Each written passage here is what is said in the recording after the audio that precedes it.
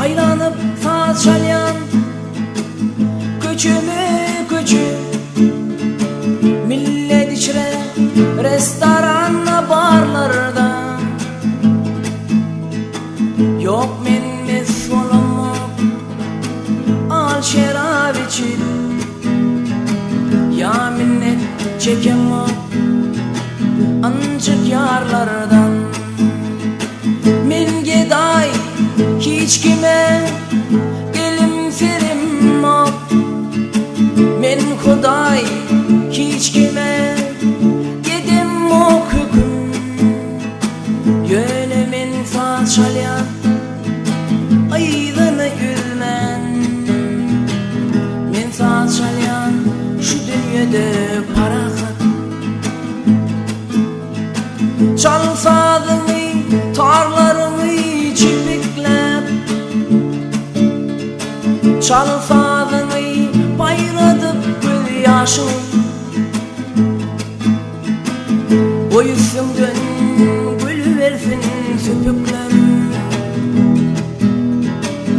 Günüs verme çalsadın yaşlarım millet şarap süyen sen gözün süzyen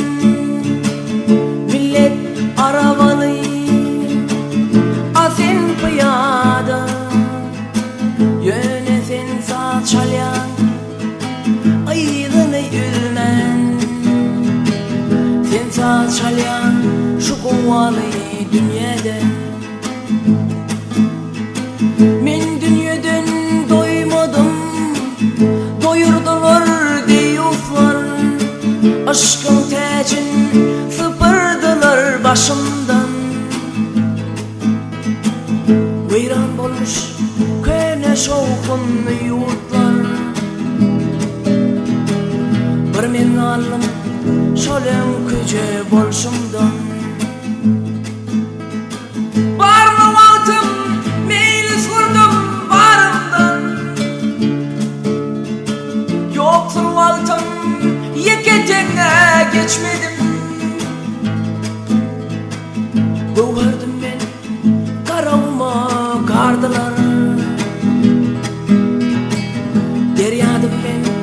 kurap kalım çeşmeden Yigrenliler aşa söyünüm üçün